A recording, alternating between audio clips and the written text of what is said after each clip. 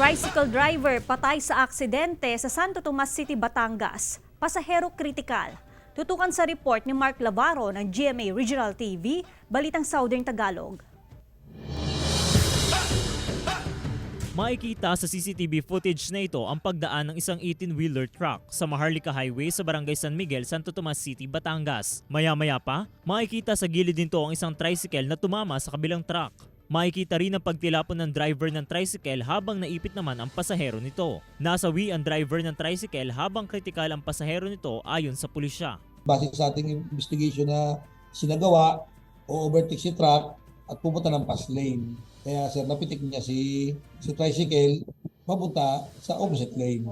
Nadala pa umano sa ospital ang tricycle driver pero binawian rin ito ng buhay. Matapos ang insidente, tumakas naman ang driver ng 18-wheeler pero dahil sa tulong ng mga CCTV, naplakahan ang truck at napag-alamang nakarehistro ito sa isang kumpanya. Samantala, makikita rin sa CCTV footage na ito ang pagdaan ng isang tricycle sa Barangay Poblacion, Magaldan, Pangasinan.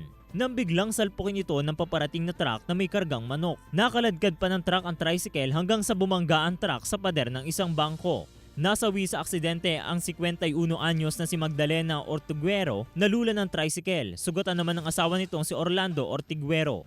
Biglang lumusot yung tricycle without na tinignan kung both side kung free or clear.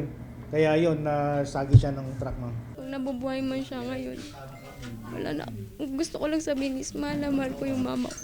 Naging pahirapan ang pagkuha sa driver ng truck na naipit sa loob ng sasakyan. Mula sa GMA Regional TV, Balitang Southern Tagalog, Mark Lavaro. Nagbabalita para sa GMA Integrated News.